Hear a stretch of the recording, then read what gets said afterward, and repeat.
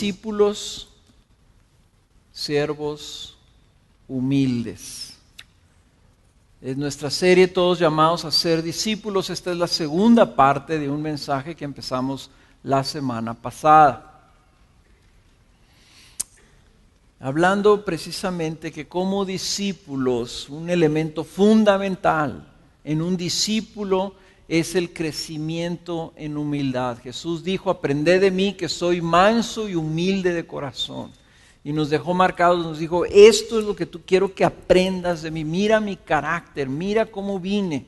Estuvimos viendo la cita en Filipenses capítulo 2, versículo 3, donde estábamos nosotros viendo y parte del apóstol Pablo que nos llamaba a que imitáramos a Jesús teniendo la misma actitud que tuvo Él al humillarse, al despojarse. Vimos algunas de las características de la humildad. Un discípulo necesita ser humilde.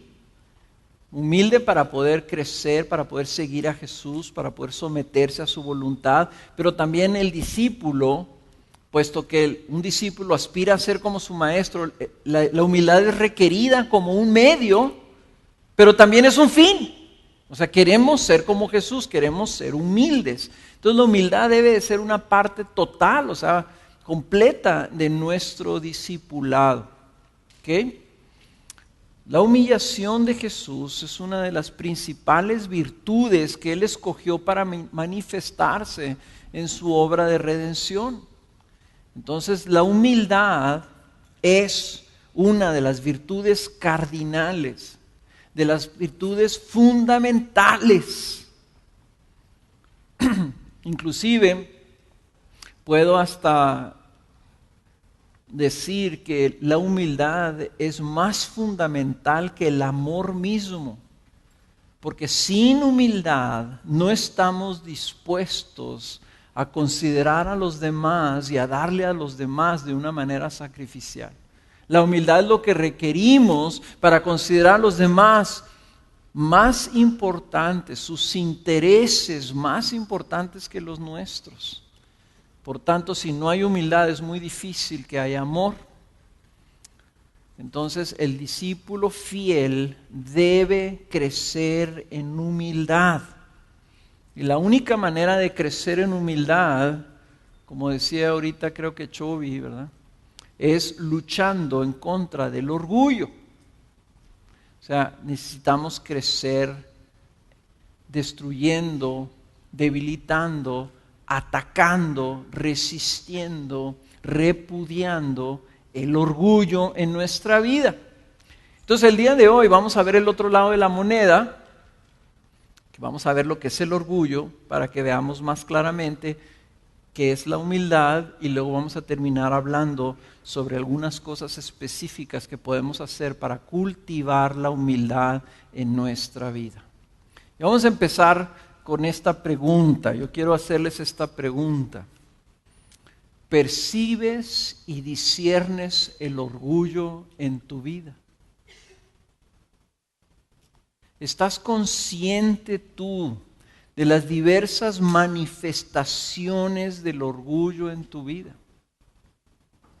Hace muchos años, no me acuerdo ni qué año fue, prediqué un mensaje sobre las diferentes manifestaciones del orgullo.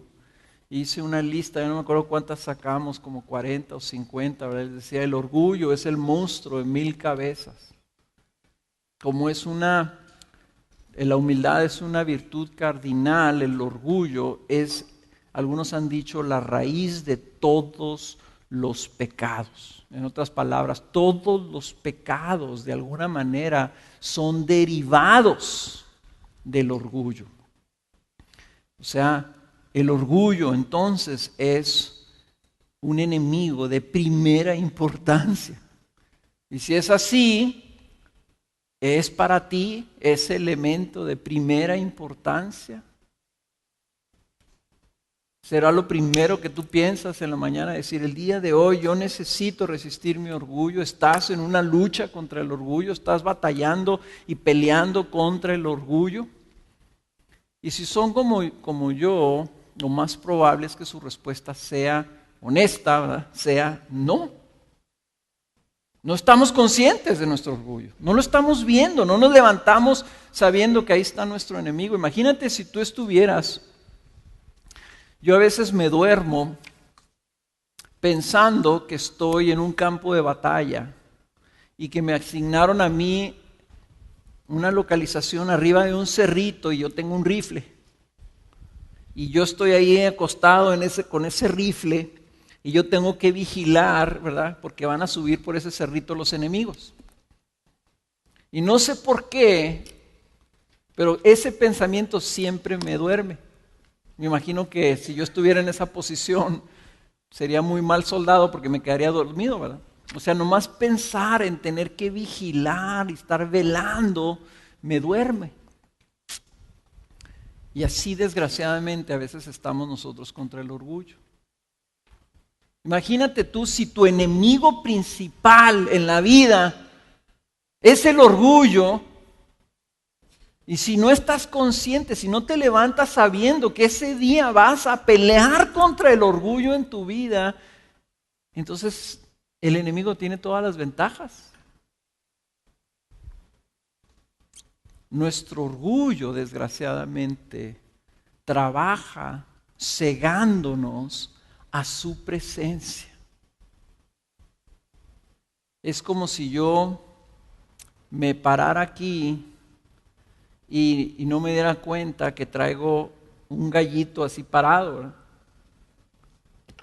Y ustedes me están viendo y todos están conscientes que traigo un gallo parado yo acá. Pero yo no me doy cuenta.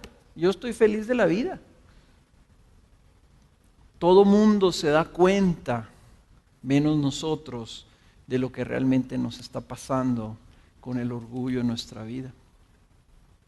¿Cuándo fue la última vez que en tu grupo de casa escuchaste o te escuchaste a ti mismo confesar el orgullo como un pecado cardinal en tu vida? El orgullo está presente, hermanos. Eso es indudable.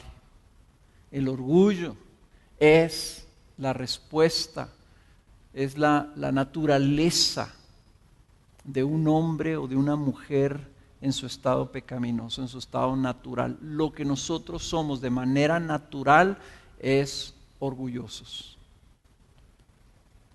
Entonces, ¿cómo le hacemos para luchar contra el orgullo si para empezar no estamos ni siquiera conscientes de ello?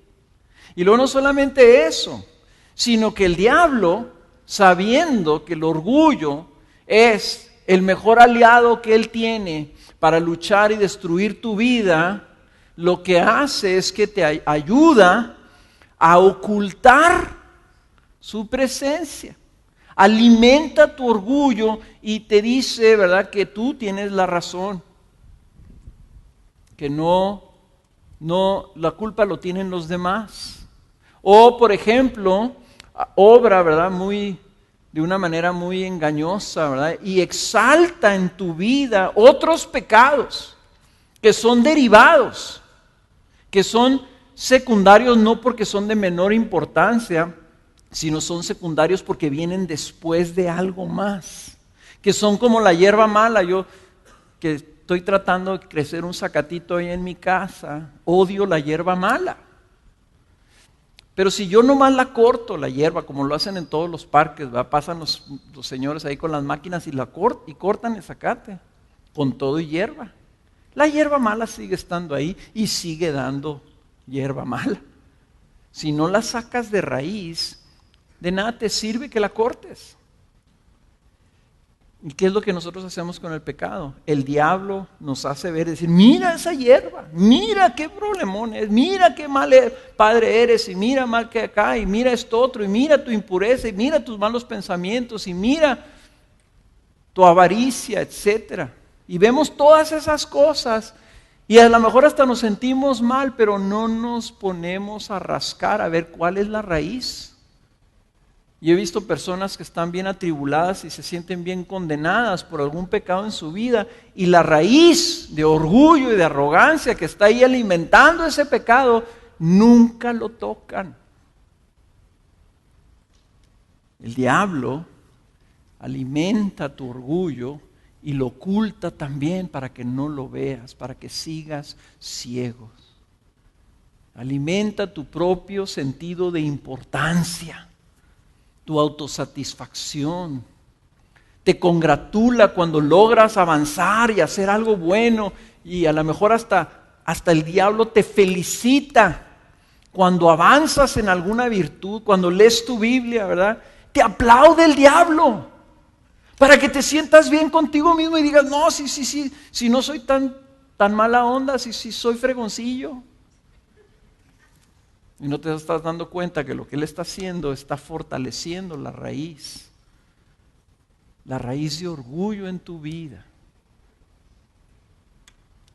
Cuando te dice, no, sí, lo importante, tú eres un éxito y tú debes de seguir tu carrera y tu profesión y ser el mejor de todos para que tengas éxito y para que tengas una buena casa y que traigas un buen carro y todas estas ambiciones que están alentando, y tú te lo pones hasta en términos cristianos para que todos te den cuenta que tú eres un hijo del rey, Dios te bendice a ti. Y no te estás dando cuenta que él está usando argumentos para alimentar tu sentido de autoimportancia, de autoexaltación, en lugar de que reconozcas que no eres nada fuera de Cristo. Hermanos, el orgullo es nuestro mayor enemigo y tenemos que aprender nosotros a luchar contra él.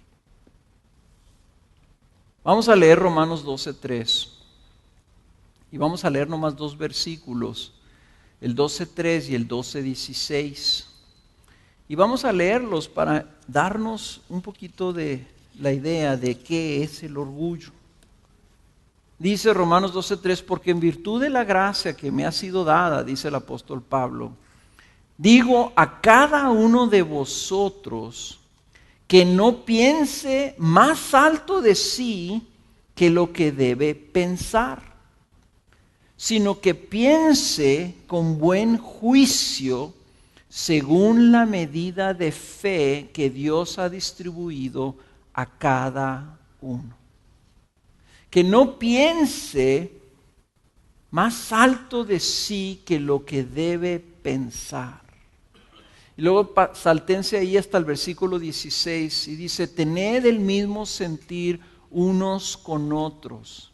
No seáis altivos en vuestro pensar, sino condescendiendo con los humildes. Y luego dice, no seáis sabios en vuestra propia opinión. En este pasaje, en estos 2 versículos, ¿cuál es el tema? ¿Cuál es el común denominador? ¿Cuál es la palabra o el tema que más se repite? El pensar, en cómo te percibes. ¿Se acuerdan cuando estábamos viendo la humildad la semana pasada, que hablábamos que la humildad es la consideración, es el pensar de otros, es el tomar en cuenta a los demás, es el pensar cómo mis acciones y mis palabras afectan la vida de los demás? Necesitamos pensar. Pues el orgullo también está acá arriba. Y dice Pablo que no pienses más alto de ti mismo que lo que debes pensar. En otras palabras, necesitamos nosotros conocer muy bien lo que somos, nuestra identidad correctamente, para que entonces no andemos pensando más allá de lo que debemos pensar. Voy a adelantarnos aquí un poquito y quiero que veamos, ahí déjenle marcado ahí Romanos 12:3. Y aváncele poquito a la siguiente carta, que es Primera de Corintios, capítulo 4. Primera Corintios, capítulo 4, versículo 6.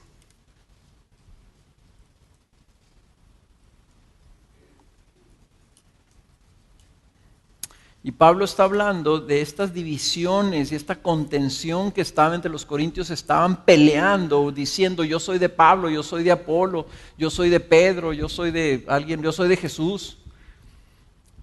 Y dice Pablo en el versículo 4:6, dice, y esto, hermanos, lo he aplicado en sentido figurado a mí mismo y a Apolos por amor a vosotros, para que en nosotros aprendáis a no sobrepasar lo que está escrito, para que ninguno de vosotros se vuelva arrogante a favor del uno contra el otro.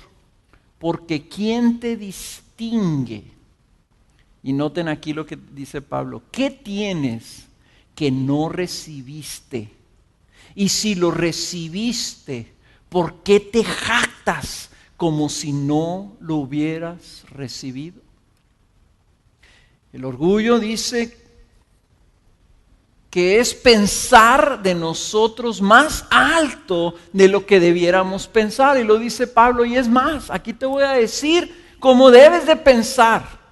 ¿Qué tienes que no hayas recibido? ¿Qué tienes que no hayas recibido? ¿Se acuerdan del ejemplo que les he dado?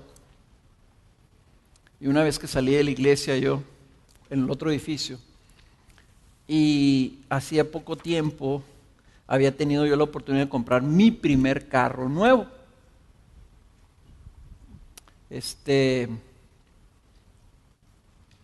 Un carro que inclusive hasta ni siquiera pude terminar de pagar yo, ¿verdad? Porque me pegó la devaluación y entonces mi papá muy generosamente me ayudó a pagar el saldo porque se me fue al doble el costo del carro.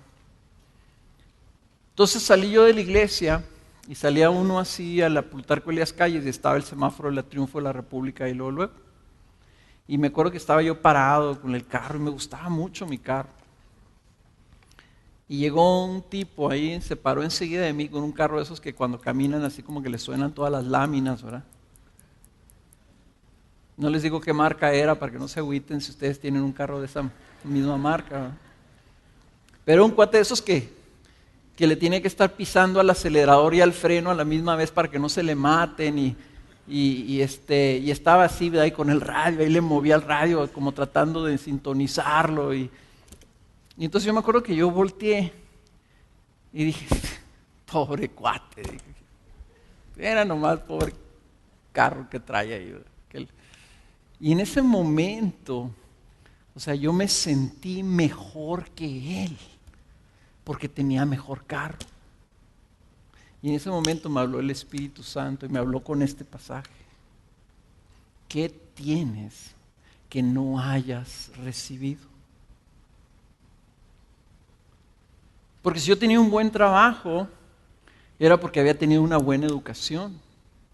Y si tenía una buena educación, era porque había nacido en un buen hogar donde mis padres me pudieron ayudar a recibir esa buena educación. Y si nací en un buen hogar, con unos buenos padres, ¿de quién dependía eso? ¿Por qué no nací yo en el hogar donde nació ese hombre que no tuvo esas oportunidades que estaba teniendo yo? No fue mi hacer, no fue mi mérito, yo no lo hice. Yo no escogí nacer en el hogar donde yo nací, yo no escogí nacer en el país que yo nací. ¿Por qué no nací en el Medio Oriente? ¿Por qué no nací en África? ¿Por qué no morí cuando era niño? ¿Por qué no pasé nunca hambre? ¿Por qué siempre tuve casa? ¿Qué tengo que no haya recibido? Y sin embargo nosotros nos jactamos como si fuera nuestro mérito. Si tú dices, no, si es mi mérito, si yo soy empresario, soy ejecutivo, gerente de una maquiladora, yo tengo todo esto, mucho trabajo me ha costado. ¿Y qué te distinguió a ti para tener esas oportunidades y esas capacidades? Como le dije una vez a un hombre muy rico, ¿verdad? Oye, yo sé hacer dinero. Sí, la Biblia dice, ¿y quién te dio a ti la habilidad de hacer dinero? Dice la Biblia que Dios es el que da la capacidad de hacer dinero, de ganar dinero. Si tienes inteligencia, si tienes capacidad, si tuviste, dice, no, pues fue la buena suerte. ¿Quién es la buena suerte? No existe la buena suerte, es una diosa que no existe. O sea, nosotros estamos tan engañados, hermanos, pensando que de alguna manera nosotros nos acreditamos el mérito de lo que tenemos o hemos logrado. ¿Saben que el orgullo es precisamente eso?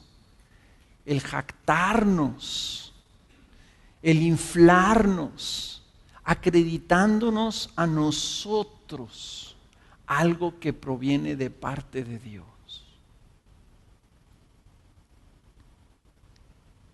Por pensar de nosotros mismos más alto de lo que debemos de pensar en referencia al Señor y a nosotros. Por eso es que una práctica correcta es que estemos meditando qué somos fuera de la gracia de Dios. No somos nada, hermanos. No somos nada. Esta semana pasada yo tuve que recordar, antes de Cristo, hace 35 años, cuando yo no conocía al Señor, era un miserable. Vivía en la miseria y lo tenía todo. Era miserable. Y si no hubiera sido por el Señor, yo siempre digo, yo no creo que yo hubiera llegado a los 25 años. Sin Él no tenía nada. Pero se me olvida. Y se me olvida lo que soy, se me olvida que sin la gracia de Dios ahorita no podría yo ni siquiera respirar. Que Él es el que me sostiene. Que lo único que me distancia de estar ahí en una tumba en el recinto funerario, lo único que me separa de eso es la gracia de Dios. Se me olvida. Se me olvida que yo me siento muy bien con mi, ¿verdad? Y que de alguna manera, ¿verdad? Estoy sano, gracias a Dios. Me duelen algunas cosas, pero pues ni modo, por la edad. Pero ahora que estuvimos ahí en el hospital y que ve uno tanta miseria de tantas personas y tantas necesidades de tantas personas, se me olvida. Digo, ¿qué me distingue a mí de ellos? Nada. Yo no soy mejor que ellos y ellos están sufriendo y yo no. Se me olvida. Y me lo acredito, no, pues es que yo tengo una buena alimentación y hago ejercicios. Mira, pues yo sí sé, tú no. Se me olvida. ¿Ven? El problema del orgullo es una cosa terrible, porque nos hace que se nos olvide que dependemos total y absolutamente de un Dios soberano que ha tenido misericordia de nosotros. Y pensamos más alto de nosotros que lo que debiéramos pensar. El orgullo, que tiene que ver con la arrogancia y la soberbia, es ese pensar de nosotros por encima de los demás, jactándonos de nuestra posición y a la misma vez menospreciando a otros, incluyendo a Dios. Okay. Te jactas en una aparente superioridad.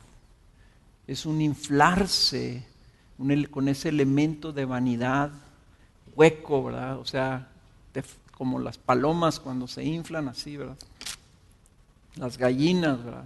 Las plumas las ensanchan así. O los perros que se ven muy bonitos, échales agua y ¡shum!, quedan flacos. Así somos nosotros. No tenemos realmente nada de qué jactarnos, pero nos jactamos. Nos jactamos y nos comparamos con los demás. ¿Por qué es un pecado tan terrible el orgullo, hermanos? Porque cuando nosotros nos jactamos como si dependiera de nuestra mano y decimos, mi mano hizo esto, como Herodes. como Nabucodonosor, como todos estos reyes, ¿verdad?, del Antiguo Testamento, que decían, mira nomás mi grandeza, mira mi reino, mira lo que yo he hecho. Y en ese momento Dios los juzgaba, porque estaban acreditándose a sí mismos lo que solamente Dios puede hacer.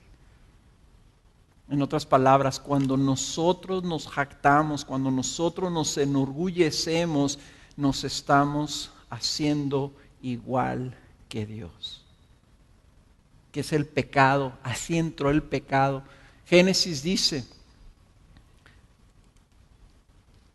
en capítulo 3 de Génesis, versículo 5, dice, Dios sabe que el día que de él comáis, o sea, Él sabe que el día que Adán y Eva comieran ese pan, serían abiertos vuestros ojos, y dice, y seréis como Dios, conociendo el bien y el mal. Y luego dice que Eva, cuando vio el fruto, vio que era bueno para comer. ¿Por qué? Porque quería ser como Dios. Y entró el pecado, y mírenos dónde estamos.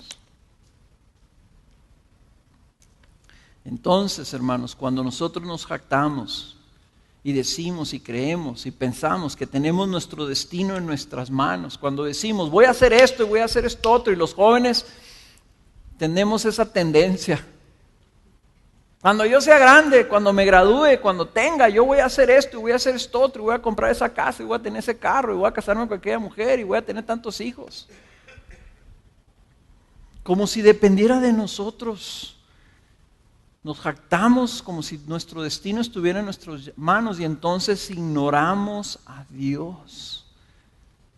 El orgullo nos lleva a ser independientes de Dios, a no darle la gloria a Dios. El orgullo es la mayor vanidad, porque pretende robarle a Dios su gloria para atribuírnosla. Es el mayor pecado. Cuando decimos, mira lo que hice, en lugar de pensar, mira lo que hizo Dios para conmigo. Entonces, hermanos, el orgullo es algo grave y es algo que Dios odia. Dios odia el orgullo. Miren lo que dice Proverbios 6:16. Y creo que algunos de ustedes lo leyeron en sus tareas, en sus grupos de casa, aunque no sabían por qué lo estaban leyendo, ¿verdad? Pero dice Proverbios 6:16, 6 cosas hay que odia el Señor, y 7 son abominación para Él. Y la primera de ellas, ¿qué es? Ojos soberbios. 7 cosas hay que Dios abomina, 6 cosas que Dios odia. Y la primera de ellas son los ojos soberbios. Cuando nosotros queremos ver a Dios al tú por tú.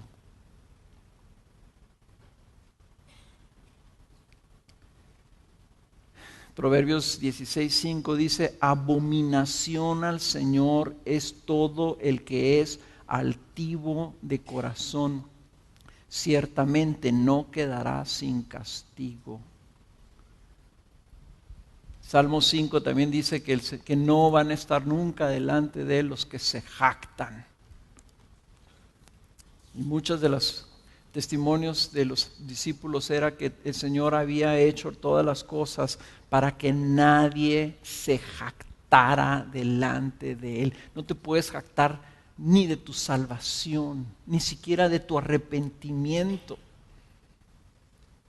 Porque el apóstol habla también, ¿verdad? La palabra habla, ¿verdad?, de que el Señor es el que nos concede el arrepentirnos. No hay nada de lo que tú te puedas jactar delante de Dios. No hay nada que tú me puedas decir, mira lo que hice. Decía Whitfield, decía, de tus más sinceras lágrimas están manchadas, están contaminadas de esa arrogancia.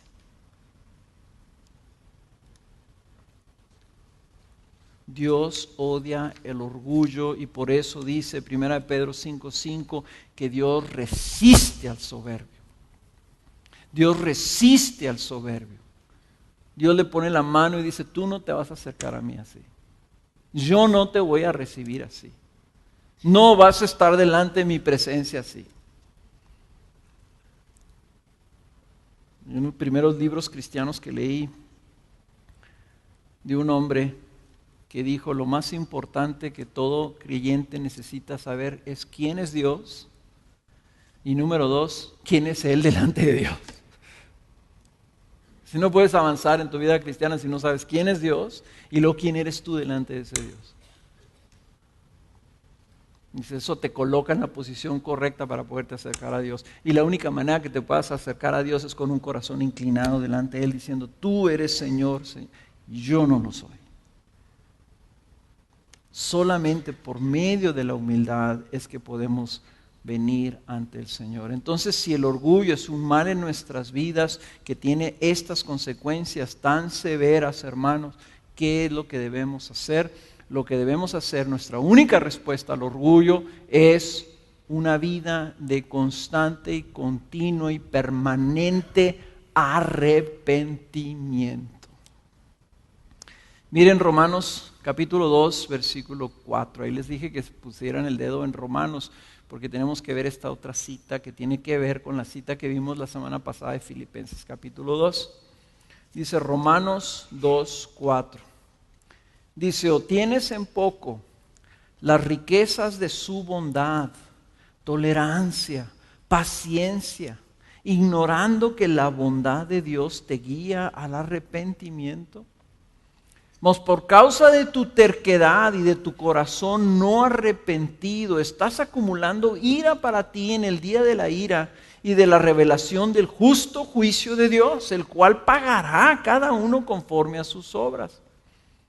A los que por la perseverancia en hacer el bien buscan gloria, honor e inmortalidad, vida eterna. Pero noten esto: pero a los que son ambiciosos. La Reina Valera creo que dice contenciosos. ¿Cómo dice ahí? A ver, díganme alguien que haya oído lo que dijeron. Contenciosos, ambiciosos, contenciosos.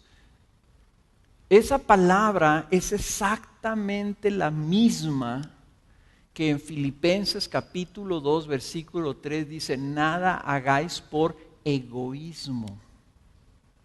O sea, palabra que en Santiago también aparece, Santiago capítulo 4, cuando dice ambición personal, capítulo 3, perdón, al final. Ambición personal, egoísmo, contención, esta rivalidad, este pelear por nosotros. Dice: a los que son ambiciosos, a los que son egoístas, a los que están buscando su propio bien en lugar de vivir en humildad, dice, y no obedecen a la verdad, sino que obedecen a la injusticia, ira e indignación. O sea, aquí el apóstol Pablo está marcando claramente: el Señor va a juzgar, y va a juzgar entre los humildes que están viviendo para agradarlo a Él y los que están buscando su ambición personal. Los que están buscando su egoísmo, los que están buscando en su arrogancia buscar para sí mismos en lugar de vivir en humildad. ¿Y cuál es la respuesta? La respuesta es el arrepentimiento. Y dice: la bondad de Dios, la tolerancia de Dios, la paciencia de Dios está manifestando contigo para guiarte al arrepentimiento. El Señor se está esperando para que nosotros nos arrepintamos de nuestro orgullo. Y distingue, ¿verdad?, las dos maneras de vivir: uno buscando hacer la voluntad de Dios y los otros buscando su ambición personal. Y la respuesta es el arrepentimiento. ¿Qué es el arrepentimiento? Lo vimos en la serie pasada. El arrepentimiento es volverse al Señor. Es un cambio de 180 grados. Es un cambio de manera de pensar. No piense más alto de sí que lo que debe de pensar. Entonces el arrepentimiento es: yo voy a pensar de una manera humilde acerca de mí mismo, sabiendo que no tengo nada de qué jactarme, que yo dependo de Dios, que yo fui creado para la gloria de Dios y yo tengo que vivir para agradar a Dios, no para agradarme a mí mismo. Tengo que cambiar mi manera de pensar. Tengo que quitar los ojos de mí mismo, de mi egoísmo, de lo que yo soy, de lo que yo quiero, de mis derechos, de mis prerrogativas, y tengo que ponerlas en el Señor y en los intereses de los demás también. El arrepentimiento es dejar de acreditarnos nosotros, nuestros logros y todo, y entregarle toda nuestra vida y toda la gloria al Señor. El otro día estaba hablando con una persona en otra ciudad y me decía esta persona que oía las predicaciones y que las predicaciones de la iglesia, y que ella estaba usando estas predicaciones y se las estaba dando a una persona que estaba discipulando para que las oyera también. Y luego me dijo algo. Me dijo: Carlos, acá en esta ciudad tienes tus fans.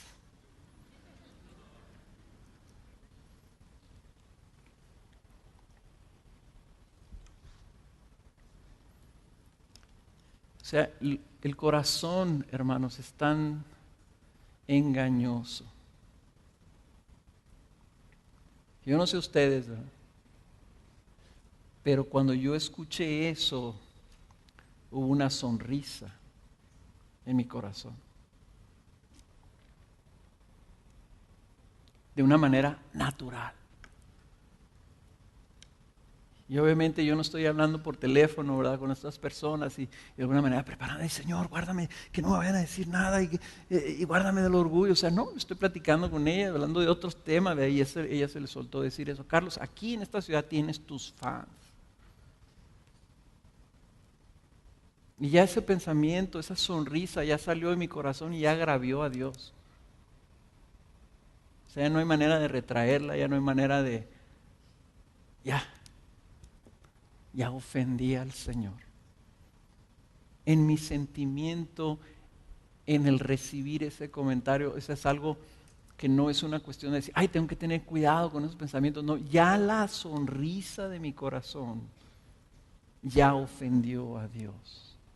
Mi naturaleza, hermanos, ofende en lo natural la gloria de Dios continuamente. O sea, la única manera de responder ante una cosa como esa es un arrepentimiento. Obviamente, tengo que tratar de aclarar a esa persona, de que no se quede con esa impresión, sino decirle: ¿sabes qué? Yo no debo de tener fans. Pero lo tengo que ir con el Señor y decir: Señor, perdóname, porque cuando Él mencionó eso, hubo una sonrisa en mi corazón. Me gustó. Y eso te ofende a ti, Señor. Porque ¿qué soy yo, Señor? ¿Qué tengo que no haya recibido? ¿Qué hago que tú no me estés dando la gracia para llevarlo a cabo? El único que tiene que tener fans eres tú. El único que merece la gloria eres tú. El orgullo ahí está. Y nosotros necesitamos resistirlo. Entonces nosotros necesitamos buscar la humildad. Nosotros tenemos que buscar la humildad resistiendo el orgullo,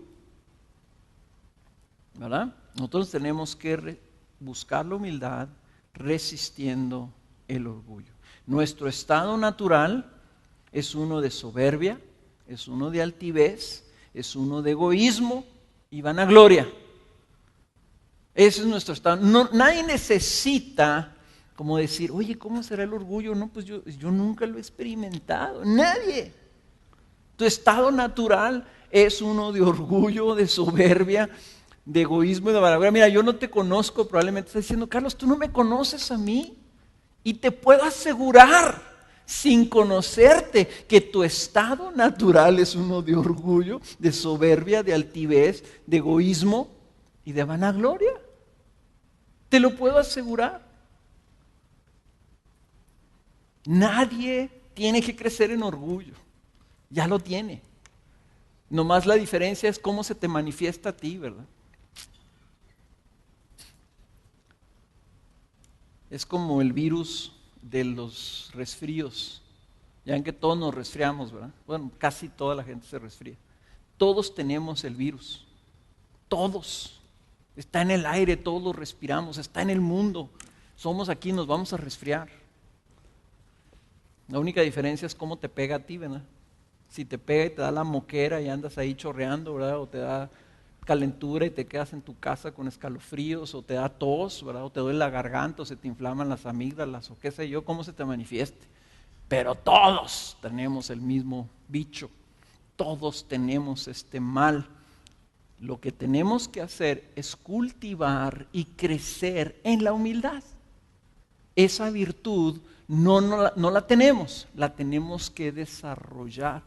Ahorita que hablábamos a los padres, nosotros tenemos que enseñarle a nuestros hijos a ser humildes, porque ellos no saben ser humildes. Su estado natural, ellos nacieron orgullositos. Nosotros tenemos que enseñarles a la humildad, enseñarles a cultivar la humildad, y nosotros tenemos que cultivarla también. Ahora, ¿por qué es que tenemos que buscar la humildad? Bueno, porque sabemos que sin humildad no podemos ser discípulos, pero miren la promesa, miren lo que dice Isaías 57:15. Isaías 57:15, esta es una de esas citas que debes de tener subrayada en tu Biblia. Dice, porque así dice el alto y sublime, el que sí puede pensar de sí mismo más alto que todos los demás, el alto y el sublime, el único que está ahí arriba. Así dice el alto y sublime, que vive para siempre, que no necesita de nada, el que es soberano en totalidad, el que es independiente total y trascendental, el que no cambia, el que nunca deja de vivir y nunca ha sido formado, el que no recibió nada de nadie porque es Dios. Así dice el alto y sublime que vive para siempre, cuyo nombre es santo y perfecto y total. ¿Qué dice él? Habito en lo alto y santo, y también con el contrito y humilde de espíritu, para vivificar el espíritu de los humildes y para vivificar el corazón de los contritos.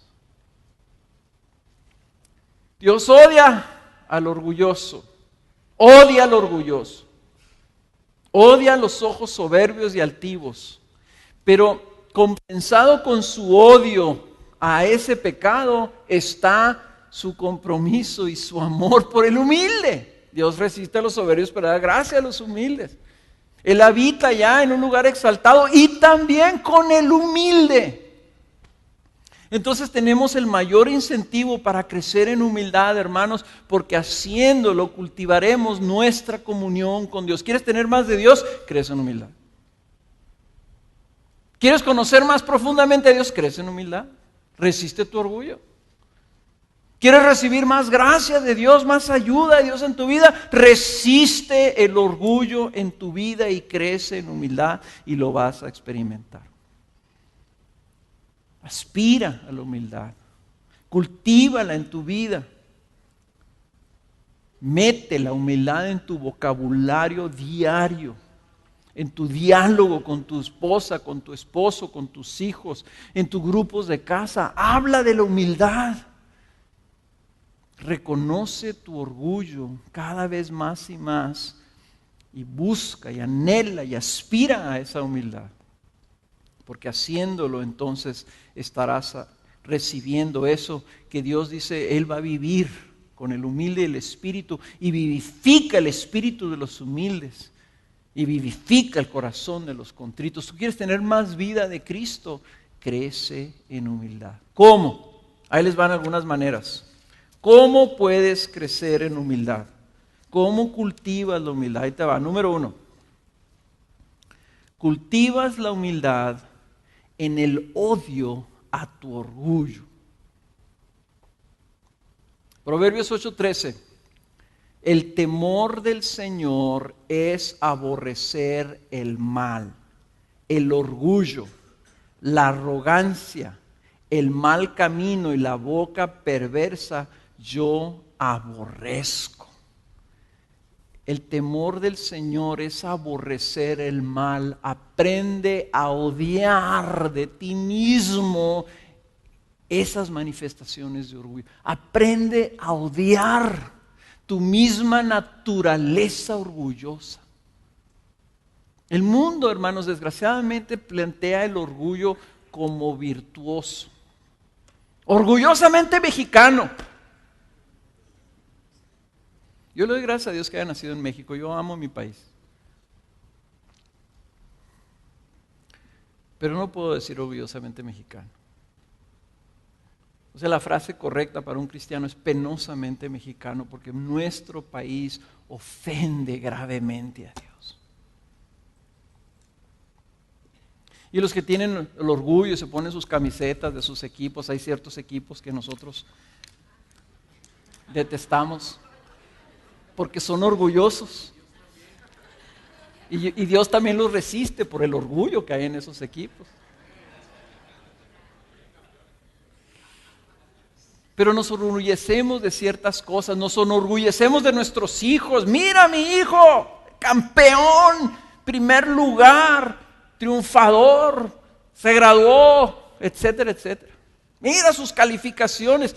¿Qué tienes que no hayas recibido?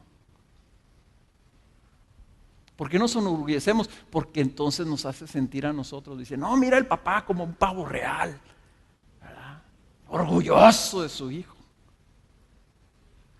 No, me da gusto, me da gozo que a mis hijos les vaya bien. No tengo que tener cuidado de enorgullecerme de algo que yo no produje. Para la gloria de Dios. Si nuestros hijos logran algo, Señor, gracias. Espero que esto sea para la gloria de Dios. Yo no me la voy a acreditar. No me puedo jactar de eso. Hijo, ¿estás segura? Y hay que asegurar que nuestros hijos, hijo, ¿te enorgulleces tú de esto o le estás acreditando esto al Señor? Tenemos que aprender a odiar el orgullo. Fíjense esta frase de John Stott que es uno de mis autores favoritos y esta frase la rescaté.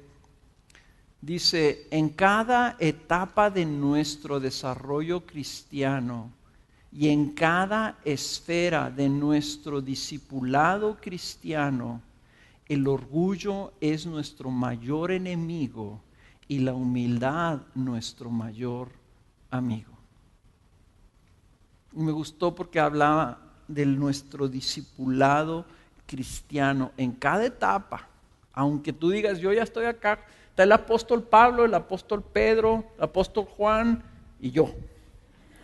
Ya en esa etapa, mi mayor enemigo es el orgullo y mi mayor amigo es la humildad. Y en todas las esferas de tu discipulado, como esposo, como padre, como siervo, como empleado, como patrón, en todas las áreas de tu discipulado, como vecino, etcétera, tu mayor enemigo es el orgullo y tu mayor amigo es la humildad. Entonces, ódialo. Hay que odiarlo, hay que repudiarlo. Esto es ese tipo de cosas que si pudiéramos nos deberíamos de poder arrancar. No podemos, pero debemos querer arrancárnoslo, como si fuera un cáncer que lo tenemos ahí. Empiezas cultivando la humildad, odiando tu orgullo, por lo tanto necesitas discernirlo, necesitas verlo, necesitas darte cuenta, necesitas pedir opinión. Padres, ahí te va tu regalo del Día del Padre. Ahí te va tu regalo. Pregúntale a tu esposa, amada mía, tú sabes que te amo. ¿Me pudieras hacer un favor? Dame un regalo. Dime una manifestación de mi orgullo, porque quiero aprender a odiarlo.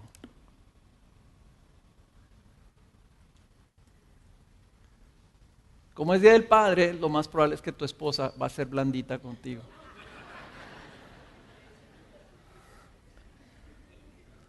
Por eso te digo que ahí te va tu regalo, ¿verdad? ¿Cómo lo quieres recibir? ¿Lo quieres recibir a la dura? ¿O quieres recibir cuando esté enojada? ¿O quieres recibir el Día del Padre? Mejor el Día del Padre. ¿Ok? Necesitamos discernir hablar en nuestros grupos de casa, hermanos, ¿cómo ustedes creen que esto es orgullo de mi parte? Me estoy peleando con mi vecina. ¿Ustedes creen que esto es orgullo?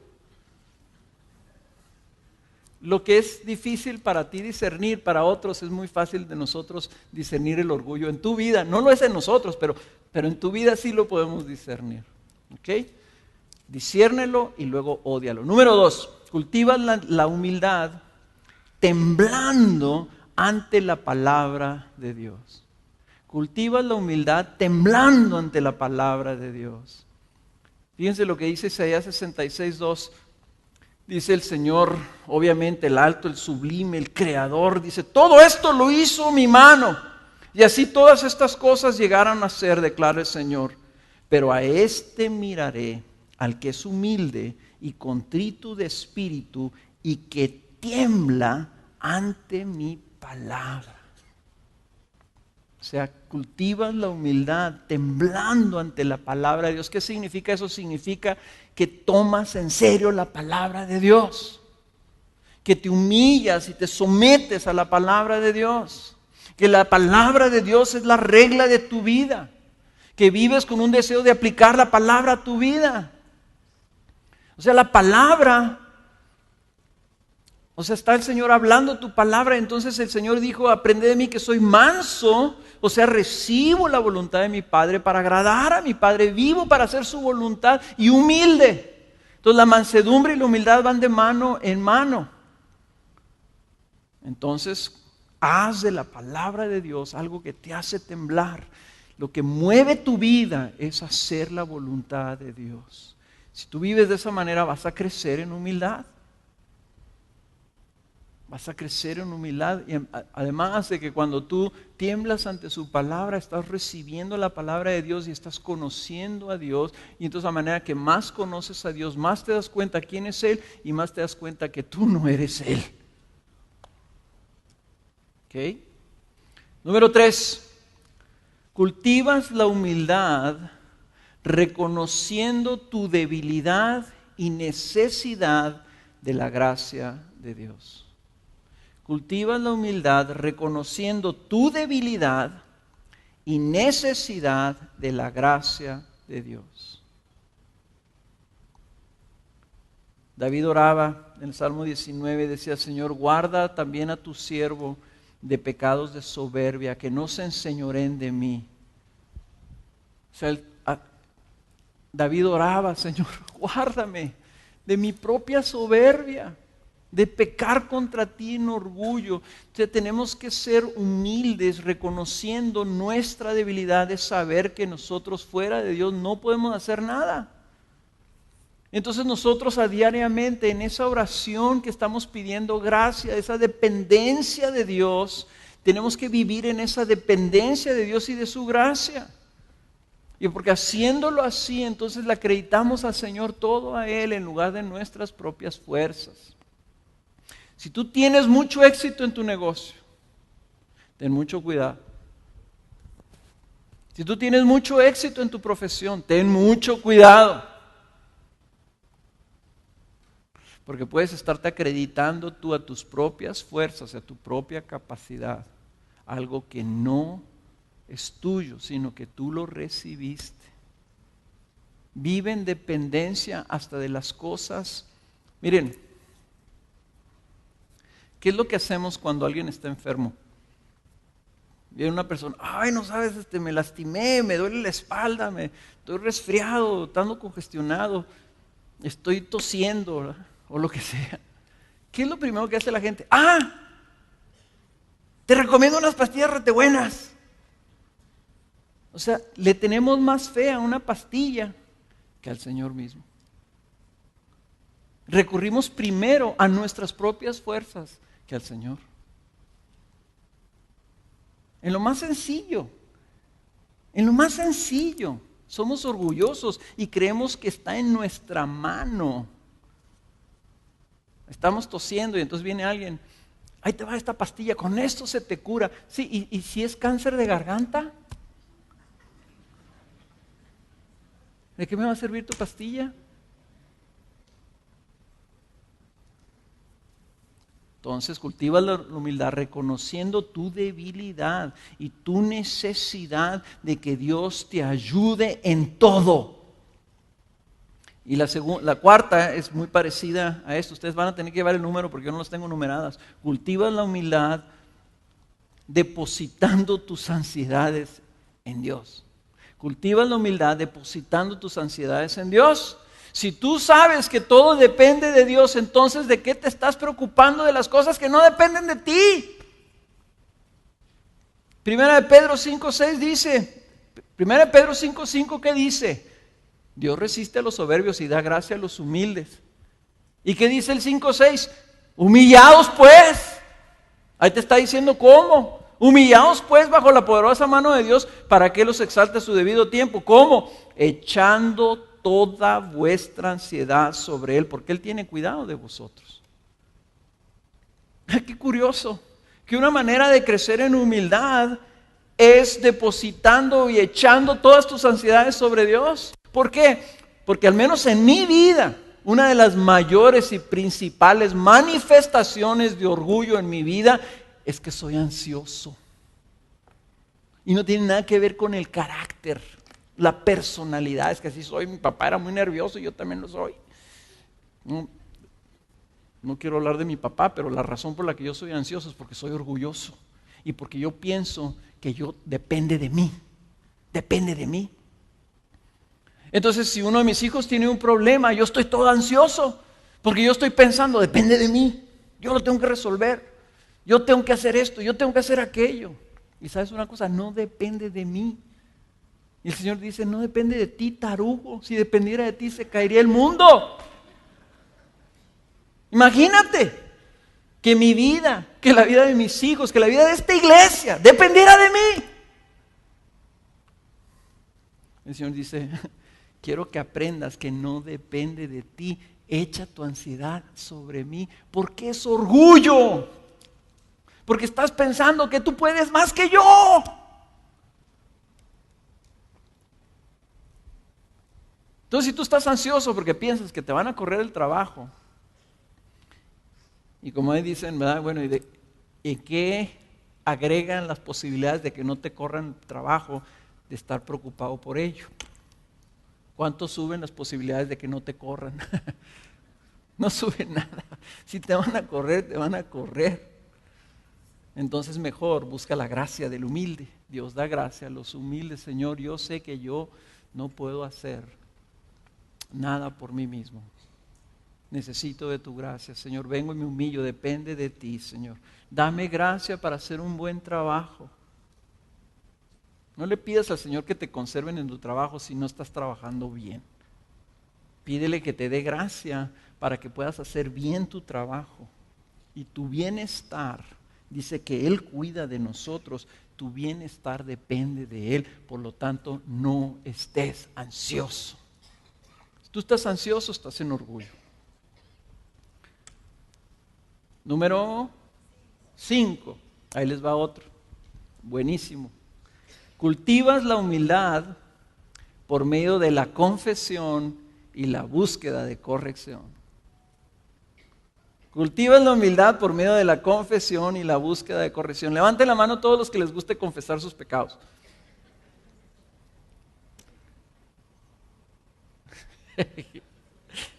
Acá hay unas personas que levantaron la mano. Si les gusta confesar sus pecados, probablemente no haya mucho arrepentimiento en su corazón. Pero la confesión, hermanos, aunque a nadie nos gusta, es un excelente instrumento para crecer en humildad. El buscar corrección es un excelente instrumento para crecer en humildad. El preguntarle a alguien, oye, si yo te prometo que no me voy a enojar, te prometo que no me voy a enojar, delante de Dios te prometo que no me voy a enojar, te prometo que no me voy a justificar. O sea, no te voy a decir, no, pues lo que pasa es esto, no te voy a escuchar. Te voy a escuchar sin interrumpir. y voy a tomar muy en serio lo que tú me digas. Dame tu opinión de lo que tú ves en mi vida. Nomás te voy a pedir una cosa, limítalo a 3 observaciones, por favor. No tenemos todo el día.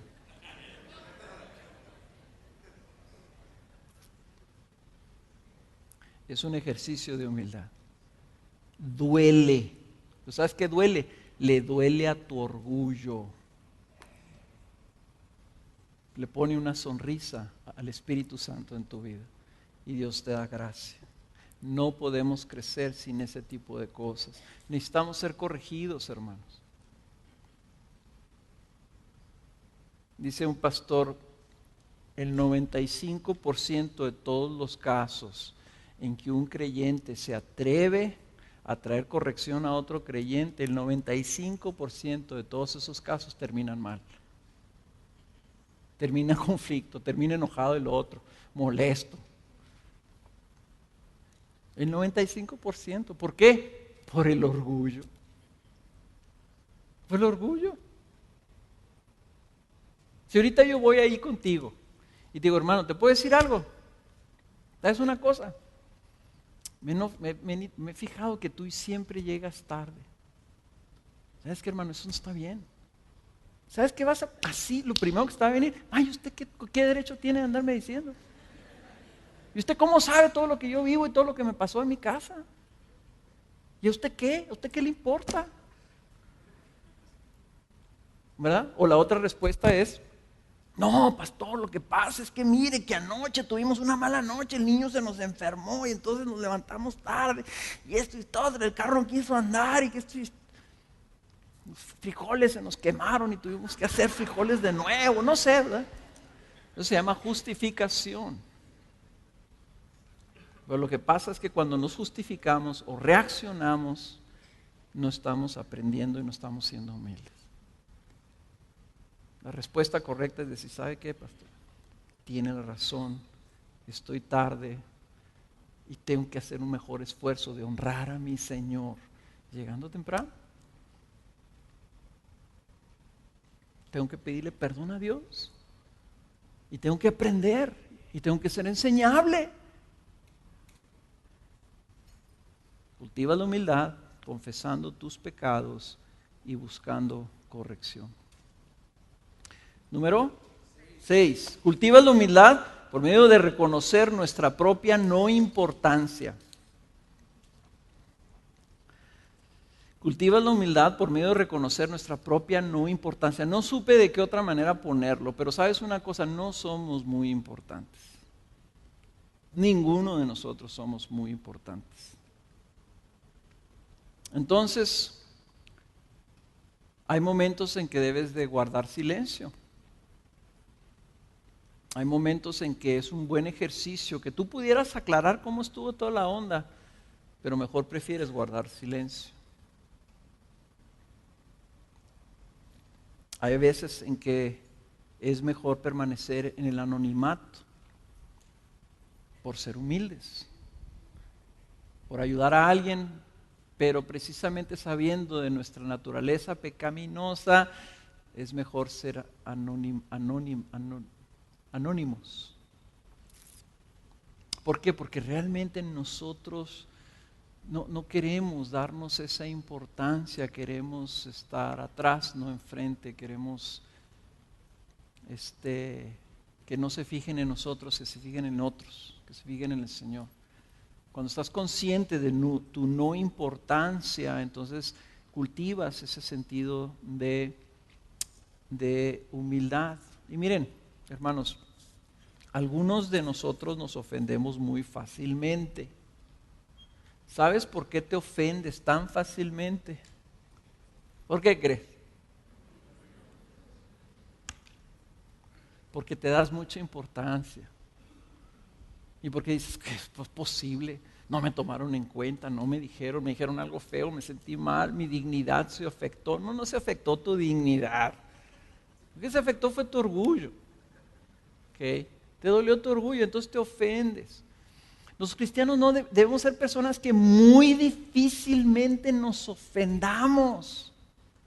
O sea, Cristo no se ofendió con todas las cosas que le dijeron. Y era Dios.